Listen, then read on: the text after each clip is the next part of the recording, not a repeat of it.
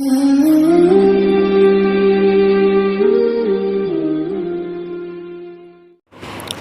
باللہ من الشیطان الرجیم بسم اللہ الرحمن الرحیم قل لا يستوي الخبيث والطيب ولو أعجبك كثرة الخبيث فاتقوا الله يا أولي الألباب لعلكم تفلحون يا أيها الذين آمنوا لا تسألوا عن أشياء إن تبد لكم تسؤكم وإن تسألوا عنها حين ينزل القرآن تبد لكم عفى الله عنها والله غفور حليم قد سألها قوم من قبلكم ثم أصبحوا بها كافرين ما جعل الله من بحيرة ولا سائبة ولا وصيلة ولا حام ولكن الذين كفروا يفترون على الله الكذب وأكثرهم لا يعقلون صدق الله مولانا العظیم۔ ترجمہ ان آیات مبارکہ کا یہ ہے، باری تعالیٰ فرماتے ہیں کہ آپ کہہ دیجئے کہ برابر نہیں ہے ناپاک اور پاک چیزیں، حلال اور حرام یہ دونوں برابر نہیں ہو سکتے۔ ولو اعجبک کثرۃ الخبیث، اگرچہ آپ کو بھلی لگے ناپاک اور حرام چیزوں کی کثرت، فاتقوا اللہ یا اولی الالباب لعلکم تعقلون، سو ڈرتے رہو اللہ سے اے عقل مندو تاکہ تمہاری نجات ہو۔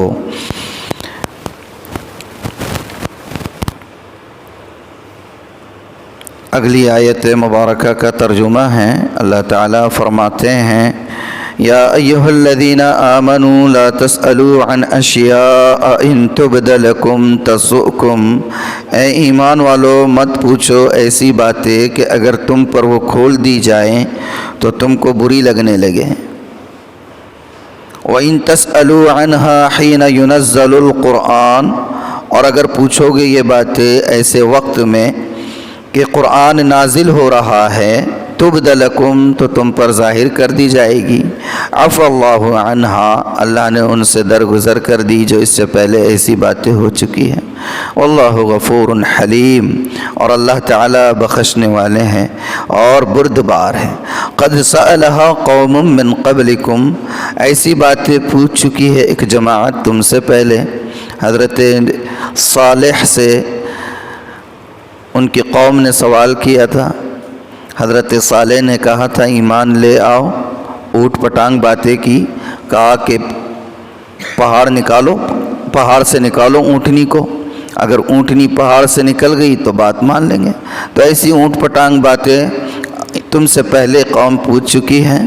ثم اصبحوا بها کافرین، پھر وہ ان باتوں کے منکر ہو گئے۔ ما جعل اللہ من بحیرۃ ولا سائبۃ ولا وصیلۃ ولا حام، اللہ نے بحیرہ اور نہ سائبہ اور نہ وصیلہ اور نہ حامی، ولکن الذین کفروا، اللہ تعالیٰ نے نہیں مقرر کیا ہے بحیرہ کو اور نہ سائبہ کو نہ وصیلہ کو اور نہ حامی کو، اور یہ چیزیں کیا ہیں میں بھی آپ کو تشریح میں بتلاؤں گا انشاءاللہ۔ وَلَكِنَّ الَّذِينَ كَفَرُوا يَفْتَرُونَ عَلَى اللَّهِ الْكَذِبَ، لیکن کافر باندھتے ہیں اللہ تعالیٰ پر بہتان۔ وَأَكْثَرُهُمْ لَا يَعْقِلُونَ، اور ان میں زیادہ تر جانتے نہیں ہیں۔ یہ ہو گیا ترجمہ ان آیات مبارکہ کا جن کی آج تلاوت کی گئی۔ ہمارا جو سلسلہ کلام چل رہا ہے وہ آپ جانتے ہیں، گزشتہ کئی اسباق سے ہم جو حصہ پڑھ رہے ہیں اس میں اللہ تعالیٰ ہمیں بہت سارے چیزوں سے منع فرما رہے ہیں۔ حرام نہیں کھانا ہے، احرام کی حالت میں شکار نہیں کرنا ہے، اور بھی بہت ساری چیزیں بتائی گئی۔ آج جو حصہ ہم نے پڑھا ہے اس میں اللہ تعالیٰ نے فرمایا کہ آپ یہ کہہ دیجئے کہ حلال اور حرام، پاکیزہ اور خبیث، اچھی اور بری چیزیں برابر نہیں ہو سکتی، اسی طریقے سے اچھے انسان برے انسان دونوں برابر نہیں ہو سکتے، اور ایسے ہی اچھے اعمال اور برے اعمال یہ برابر نہیں ہو سکتے، گندگی اور نفاست یہ برابر نہیں ہو سکتی ہے۔ اگرچہ ہمیں جو ہے خباثت، حرام اور غلیظ چیزیں یا برے اعمال یا برے انسان وہ زیادہ نظر آ جائے. کسی چیز کی زیادتی اس کے صحیح ہونے کی دلیل نہیں ہوتی ہے. ہم جس ملک میں رہتے ہیں وہ ڈیموکریٹک کنٹری ہے، جمہوری ملک ہے. یہاں پر 51% کو دیکھا جاتا ہے اور 49 یا 50% جو بھی آئے گا 49 وہ یہاں پر جو ہے مانا جائے گا کہ مائنورٹی میں. اب اگر مان لیجئے کہ پورے کے پورے ظالم، پورے کے پورے زانی، پورے کے پورے چور اچکے وہ اکثریت میں آ جائے تو کیا اس کا یہ مطلب ہوگا کہ وہ چونکہ زیادہ ہے اس لیے وہ صحیح ہے اور باقی کے جو ادر ہے وہ کم ہے، اگرچہ وہ نیک ہو، پارسا ہو، صحیح ہو، دیندار ہو، چونکہ وہ کم ہے تو غلط ہے؟ ایسا نہیں. یہ دونوں چیزیں برابر نہیں ہو سکتی ہے. اگرچہ آپ کو حرام کی، غلط چیزوں کی بہتات نظر آئے. فاتقوا اللہ یا اولی الالباب، تو اللہ تعالیٰ سے ڈرتے رہو اے عقل مندو، لعلکم تفلحون، تاکہ تمہاری نجات ہو، تاکہ تم کامیاب ہو.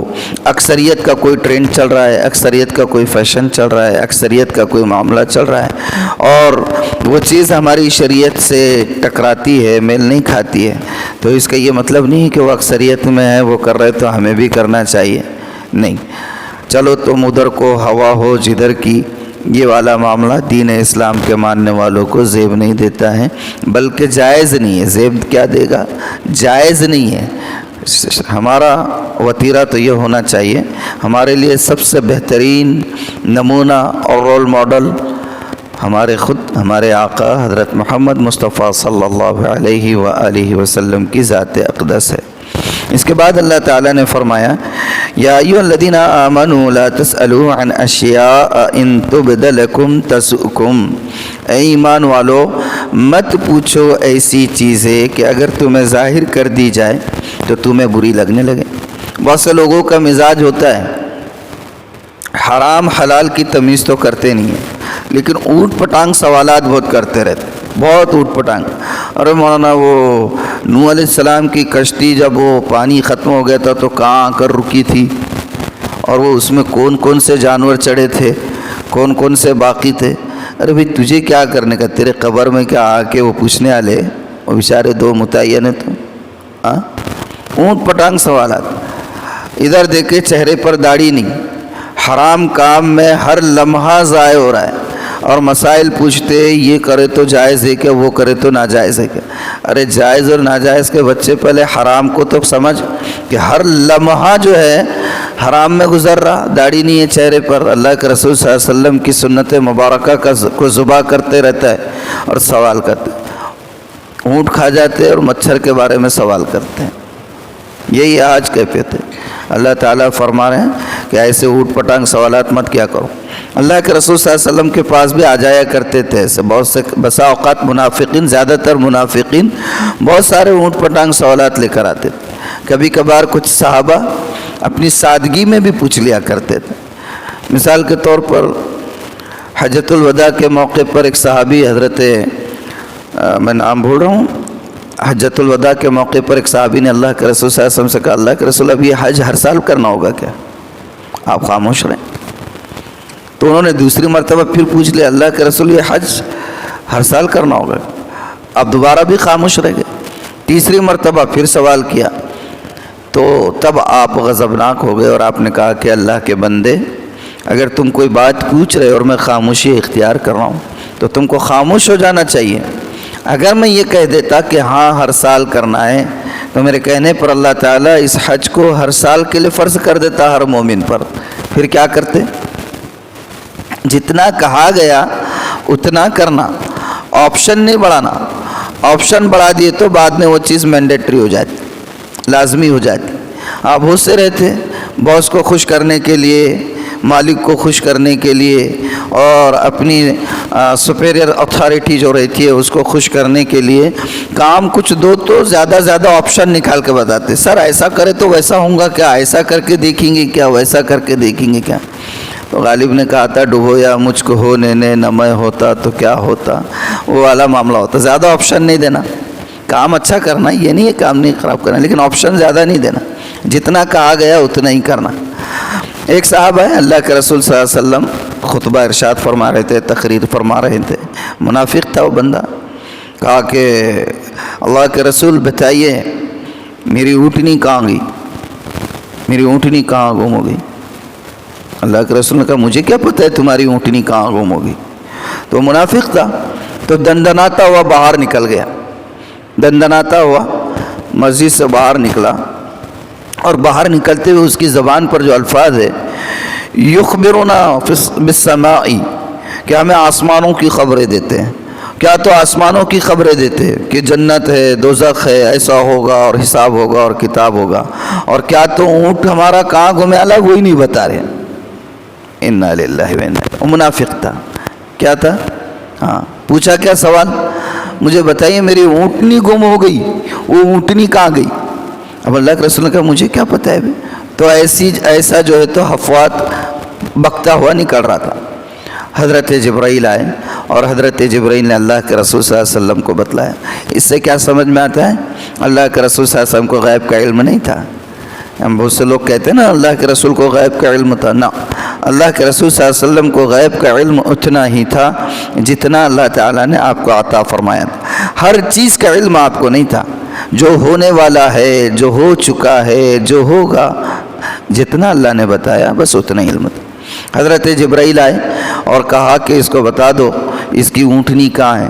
فلاں جنگل میں وہ جا رہی تھی، درختوں کے درمیان پھنس گئی. اس کے گلے کا جو پٹا تھا وہ پٹا درخت کی ٹہنی میں اٹک گیا اور اس کی وجہ سے وہ وہاں سے نکل نہیں پا رہی. اللہ کے رسول نے کہا اس کو بلاؤ، اس کو جا رہا ہے وہ بلاؤ اس کو. جب آیا تو آنے کے بعد آپ نے کہا کہ اللہ کے بندے تیری اونٹنی فلاں جنگل میں ہے اور ایسا اس کا پٹا اس کی ٹہنی میں اٹک گیا. تو ایسے اونٹ پٹانگ سوالات کرتے تھے. ایک آیا ایسی، اللہ کے رسول صلی اللہ علیہ وسلم بتائیے، بولے میری اونٹنی گابن ہے، اب انہیں کیا دینے والی ہے؟ ارے اب یہ بھی کوئی سوال تھا. اللہ کے رسول بتائیے میری اونٹنی گابن ہے، اب انہیں کیا دے گی؟ اب آپ تقریر فرما رہے ہیں، بات کر رہے ہیں، اور وہ یہ سوال کر رہے ہیں کہ اللہ کے رسول بتلائیے کہ میری اونٹنی گابن ہے، وہ کیا دے گی، کیا بچہ جنے گی؟ اللہ کے رسول صلی اللہ علیہ وسلم نے تو کچھ نہیں کہا. ایک صحابی، متعدد صحابہ تشریف فرما تھے، ان میں ایک صحابی تھے حضرت سلمہ بن سلامہ رضی اللہ عنہ. ان کو آ گیا غصہ، تو انہوں نے کہا ایسا لگتا وہ اونٹنی کے ساتھ جو ہے تو نے کچھ تو بھی غلط کام کیا اور تیرا بچہ اس کے پیٹ میں دکھ رہا میرے کو. کیا بولے انہوں نے؟ اللہ کے رسول سے ایسا سوال کر رہا ہے. تو دیکھیے صحابہ بھی انسانی فطرت ہے، جب برداشت کے باہر ہوتا ہے تو ایسے الفاظ نکل جاتے ہیں. تو انہوں نے کیا کہا؟ ہاں ہمیں تو ایسا لگ رہا ہے بولے اونٹنی کے ساتھ تو نے کچھ تو بھی گڑبڑ کیا اور تیرا ہی بچہ اس کے پیٹ میں پڑ رہا. جا بولے یہاں سے. اب وہ چلا گیا. اچھا، یہ جو واقعہ ہے، یہ جو صحابی نے کہا اس طریقے کی بات، تو کچھ لوگ عقل سے پیدل اس کو بھی جو ہے تو دلیل بناتے اور یہ کہتے کہ دیکھو صحابہ کو بھی غیب کا علم تھا.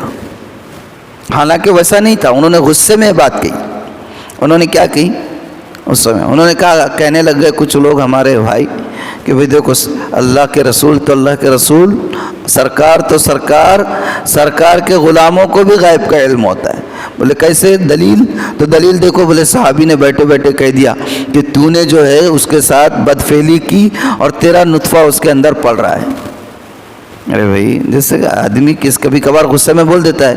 اب مان لیجئے کہ میں بہت غصے میں ہوں، چڑچڑا ہوں، باہر کا فرسٹریشن ہے اور آ کے بیٹھا ہوں اور سامنے سے جو ہے کوئی کہہ دے کہ کیا کھا کے آ رہے ہیں؟ ہاں بہت ایسا دکھ رہا کچھ تو بھی. تو میں بولتا تیرا سر کھا کے آیا. کیا کرتا؟ تو کیا اس کا سر کھایا میں نے؟ مثال رہتی ہے، مثال کے طور پہ بولتا ہے نا آدمی، ہاں میں تیرا سر کھا کے آ رہا ہوں، میرا سر مت کھا. اردو میں کہتے ہیں نا بھائی میرے پکاؤ مت. تو کیا کوئی کسی کو چولہے پر بٹھا دیتا ہے؟ تو وہ اس طریقے کا انداز تھا صحابی رسول حضرت سلمہ بن سلامہ کا. تو کچھ لوگ کہتے ہیں کہ دیکھو سرکار کے غلاموں کو بھی غیب کا علم تھا. ایسا نہیں ہے، ایسا نہیں ہے. غیب کا علم صرف اللہ کے پاس. اللہ الصمد، اللہ جو ہے بے نیاز ہے اور اس نے کسی کو غیب کا پورا علم نہیں دیا ہے، اس کے علاوہ کوئی جاننے والا نہیں. آیت الکرسی جو ہے نا، آیت الکرسی میں اللہ تعالیٰ نے اپنی کئی خصوصیات کو بیان فرمایا ہے. many virtues of Allah, کئی صفات اللہ تعالیٰ کی، اس کو اللہ تعالیٰ نے بیان فرمایا. اللہ لا الہ الا هو الحی القیوم، الحی القیوم لا تأخذہ سنہ ولا نوم، ہے نا. اس کے بعد پھر غیب کے علم کا بھی ہے اسی میں. تو ایسے اونٹ پٹانگ سوالات کرتے رہتے تھے. ایک صحابہ ہے، بولے اللہ کا رسول مجھے یہ پتہ ہے میں کہاں پیدا ہوا ہوں، مگر مروں گا کہاں یہ بول دو. اب یہ بھی کوئی سوال تھا. اللہ کے رسول صلی اللہ علیہ وسلم، قرآن میں اللہ تعالیٰ نے فرمایا ہے کہ 5 چیزیں ایسی ہیں جس کا علم صرف اللہ کو. امام مالک کا سنے کہ نہیں؟ امام مالک رحمہ اللہ کا. امام مالک جو 4 ائمہ ہیں ان میں سے ایک امام ہیں جن کی فقہ آج تک دنیا میں رائج ہے. وہ جو ہاتھ چھوڑ کر نماز پڑھتے ہیں نا، مالکی حضرات کہلاتے ہیں. امام مالک رحمہ اللہ حدیث کے بھی بہت بڑے امام تھے، فقہ کے بھی بہت بڑے امام تھے. وہ مدینے میں رہتے تھے اور ان کی خواہش تھی کہ مدینے ہی میں انتقال ہو. کہاں انتقال ہو؟ مدینے میں. فرض حج تو ہو چکا تھا لیکن حسرت یہ رہتی تھی کہ حج کو جائے، عمرے کو جائے. لیکن اس ڈر سے کہ اگر میں مدینے سے باہر نکل گیا اور مدینے کے باہر اگر میری روح قبض ہو گئی تو یہ حسرت ہی رہ جائے گی کہ اللہ کے رسول صلی اللہ علیہ وسلم کے پڑوس میں تدفین ہو، دفن ہو اور وہیں پر انتقال ہو. یہ حسرت رہے گی. تو بڑی خواہش رہتی تھی ان کی. اس کی وجہ سے وہ عمرے کو بھی نہیں جاتے تھے، حج کو بھی نہیں جاتے تھے، مدینہ انفیکٹ مدینے کے باہر نہیں جاتے تھے. ایک مرتبہ ایسا ہوا کہ سو رہے ہیں تو خواب میں اللہ کے رسول صلی اللہ علیہ وآلہ وسلم کی زیارت ہوئی. موقع غنیمت تھا.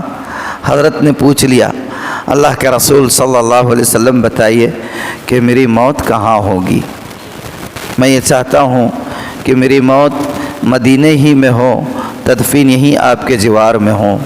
اللہ کے رسول صلی اللہ علیہ وآلہ وسلم نے انہیں جواب تو دیا نہیں، ہاں کچھ ہنٹس دیے.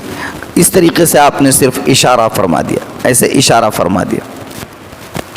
اب نیند سے بیدار ہوئے تو پریشان ہو گئے کہ اللہ کے رسول نے کیا فرمایا. 5 دن ہے میری عمر، ابھی 5 مہینے ہیں، 5 ہفتے ہے، 5 سال ہے، ابھی کتنے دن باقی ہے؟ اگر 5 دن ہے اور میں نکلوں تو عمرہ بھی نہیں کر پاؤں گا، حج بھی نہیں کر پاؤں گا. 5 ہفتے ہیں تو یہ حج کا سیزن نہیں ہے. 5 مہینے 5 سال ہیں تو میں جا کر بھی آ سکتا ہوں، لیکن کوئی شور نہیں ہے نا، کنفرم نہیں ہے کہ اللہ کے رسول صلی اللہ علیہ وسلم کیا کہنا چاہ رہے تھے. ان کے ہم عصر تھے حضرت امام محمد ابن سیرین رحمہ اللہ. امام محمد ابن سیرین یہ خواب کی تعبیر کے زبردست عالم تھے. انہوں نے خواب کی تعبیر کے کتاب الرؤیا کے نام سے، تعبیر الرؤیا کے نام سے جو ہے کتاب بھی لکھی ہے. خواب کی تعبیر بیان کرنے کے فن کو بہت اچھے انداز میں انہوں نے اس میں آشکار کیا ہے. امام مالک نے اپنے غلام کو بھیجا امام محمد کے پاس اور کہا کہ جا کر پوچھو ذرا ان سے کہ اللہ کے رسول صلی اللہ علیہ وسلم ایک بندے کے، یہ مت کہنا کہ مالک نے خواب دیکھا ہے، یہ کہنا کہ ایک بندے کے خواب میں اللہ کے رسول صلی اللہ علیہ وسلم کی تشریف آوری ہوئی اور اس نے خواب میں اللہ کے رسول سے پوچھا کہ میری عمر ابھی کتنی باقی ہے. تو اللہ کے رسول نے صرف ہاتھ اپنا دست مبارک بتلایا اس طریقے سے. تو اس سے مراد کیا ہے؟ 5 دن، 5 ہفتے، 5 مہینے یا 5 سال. غلام گیا امام محمد ابن سیرین رحمہ اللہ کے پاس اور جا کر اللہ کے رسول کا خواب بتلائے. تو انہوں نے کہا کہ بیٹا یہ خواب تو تیرا نہیں ہو سکتا، اتنا تو پکا ہے، اور میں تعبیر بتانے والا نہیں جب تک کہ تو خواب دیکھنے والے کا نام نہیں بتائے گا. انہوں نے یار یہ بھی انہوں بھی بڑے پکے دکھ رہے. واپس چلا گیا اور امام مالک سے جا کر کہا کہ حضرت وہ تو اور بھی ایک قدم آگے تعبیر نہیں بتا رہے. انہوں بولے کیوں؟ ان کا کہنا یہ کہ نام بتاؤ تو تعبیر ملے گی. ہمارے پاس کیا ہوتا ہے؟ دام بتاؤ تو کام ہوگا. تعویذ کتنے کی ہونا، لیمبو کتنے کا ہونا، دام بتاؤ تو کام ہوتا.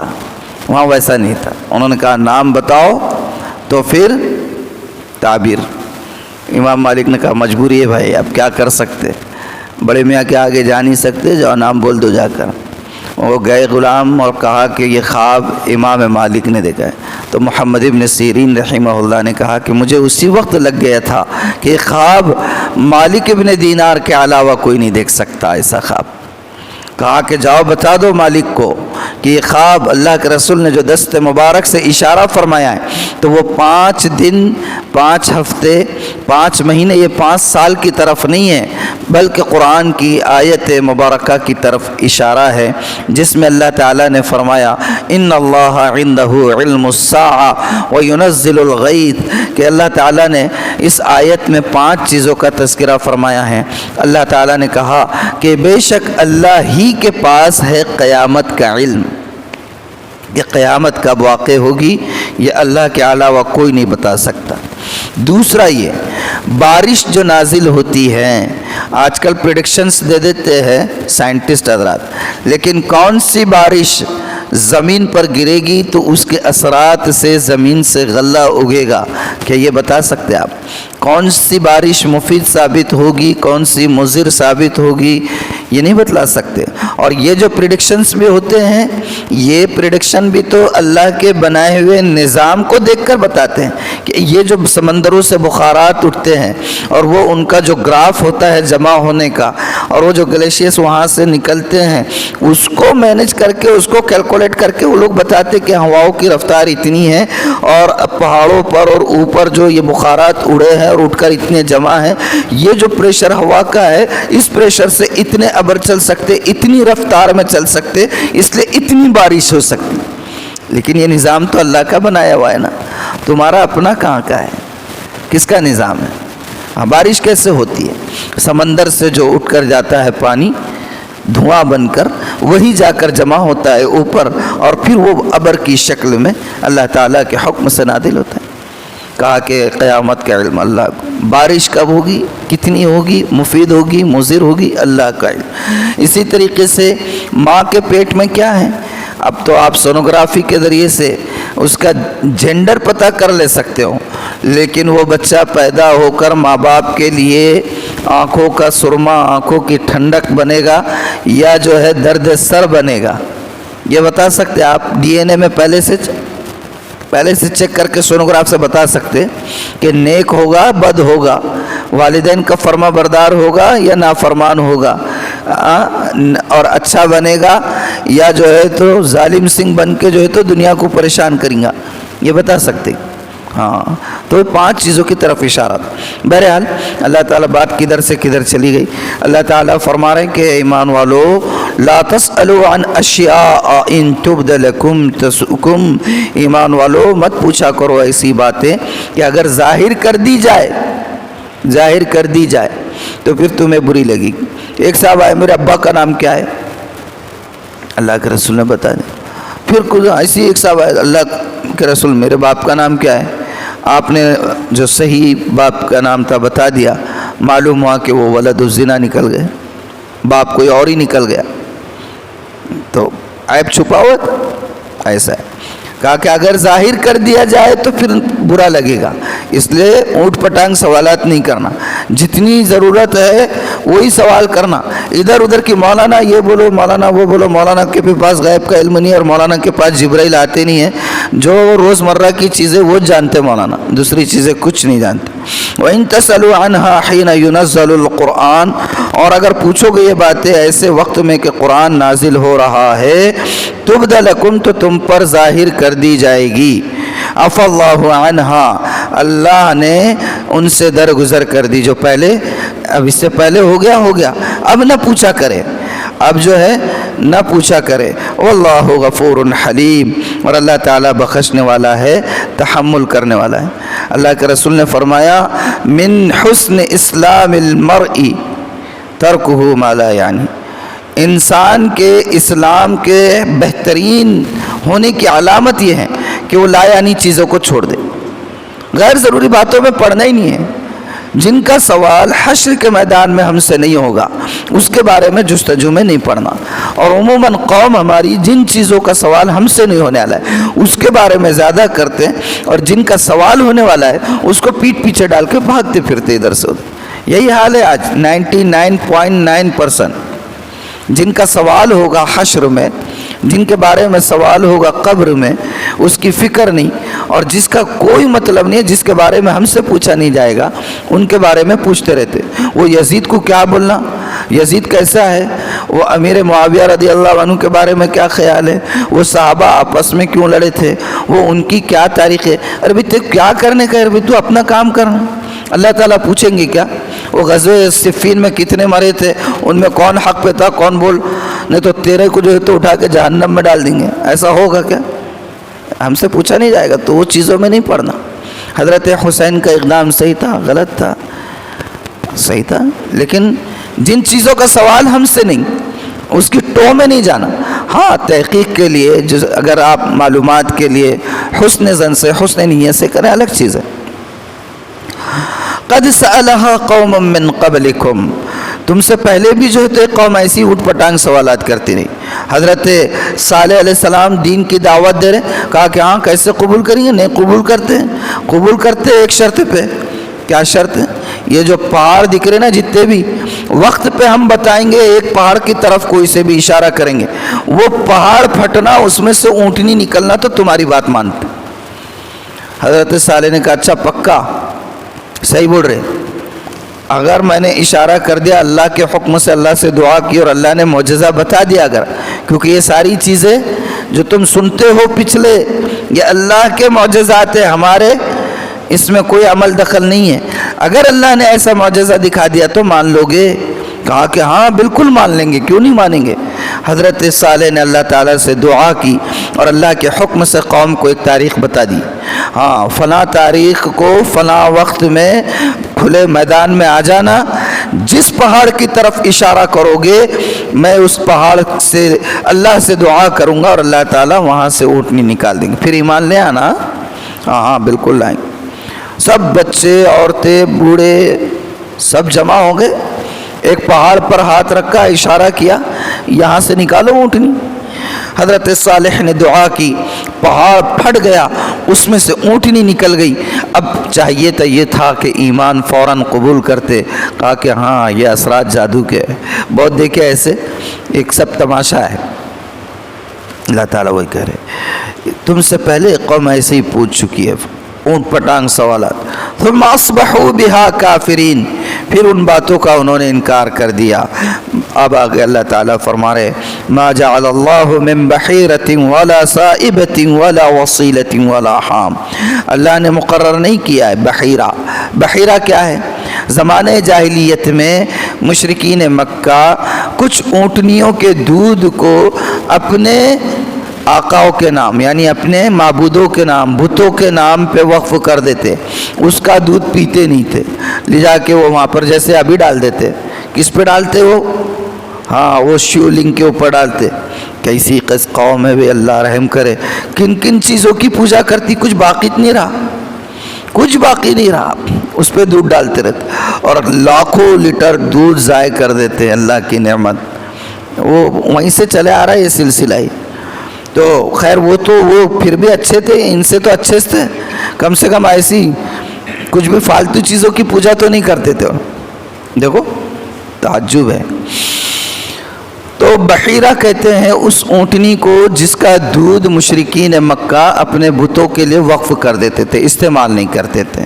تو اللہ تعالیٰ کرے کہ ہم نے بحیرہ مقرر نہیں کیا ہے کہ اس کا دودھ اٹھاؤ اور کرو، ایسا نہیں۔ ولا صائبہ، اور صائبہ کہتے تھے ایسے جانوروں کو جو اپنے بتوں کے نام پہ آزاد چھوڑ دیتے تھے، کسی بھی گھر کے سامنے گیا تو سب اس کو کھلا دے رہے، اور یہ نہیں یہ چھوڑے آلہ ہے، کس کے نام پہ؟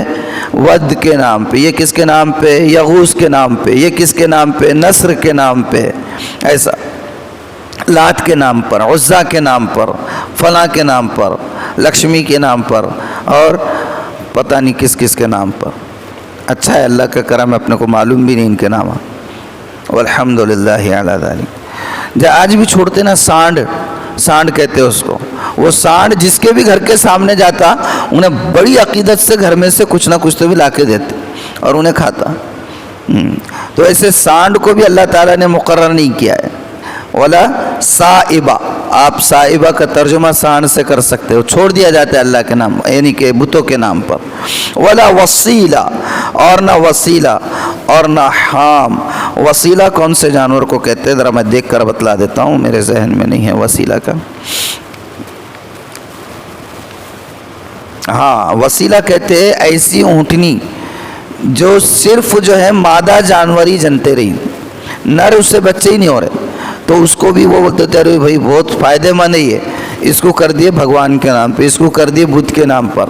ایسے حام کہتے ہیں نر اونٹ جو خاص یعنی کہ کئی اونٹنیوں کے ساتھ جفت کر چکا ہو، کئی اونٹنیوں کے ساتھ، ایک دو نہیں، کئی اونٹنیوں کے ساتھ جفت کر چکا ہو، اسے بھی بتوں کے وہ اس کی قیمت بڑھ جاتی تھی مارکیٹ، تو اس کی بھی قیمت بڑھ جاتی تھی، تو اس کو بھی بتوں کے نام پہ مقرر کر دیتے۔ اب یہ رسم چلی آ رہی تھی، تو اللہ تعالیٰ فرما رہے ہیں کہ یہ ساری چیزیں ہم نے مقرر نہیں کی ہے۔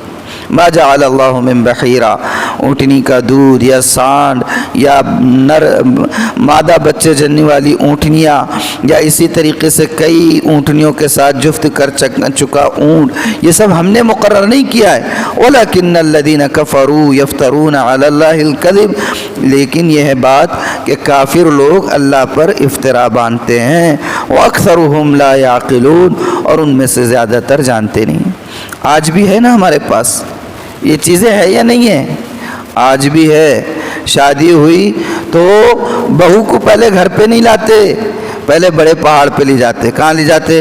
ہاں، پہلے بڑے پہاڑ پہ لے جاتے، اور بھی بہت سارے بنے والے ہیں وہاں لے کے جاتے، بکرے لے کے جاتے قندار شریف کو، اور کہاں کہاں لے جاتے بہت سارے۔ اب مجھے تو ایک ہی نام ہے مثال دینے کا، تو کبھی بھی پھٹاک سے آ جاتا قندار شریف، مگر ایسے بہت سارے ہیں، ایسے بہت سارے ہیں جہاں پہ بکرے جاتے، جہاں پہ جو ہے تو خرافات ہوتی، میاں بیوی میں محبت نہیں بڑھ رہی تو جا کے دھاگا بن کے آتے، تالے مار کے آتے، تالے مار۔ وہاں خلد آباد جانا ہوا میرا، خلد آباد میں کئی درگاہیں ہیں، ایک درگاہ پر گیا تو وہاں دیکھا ایک درخت کے پاس پورے تالوں کی بھرمار، دیکھ کے دنگ لگا میں تو، بولا اچھا ہے یار، کائے کے لیے؟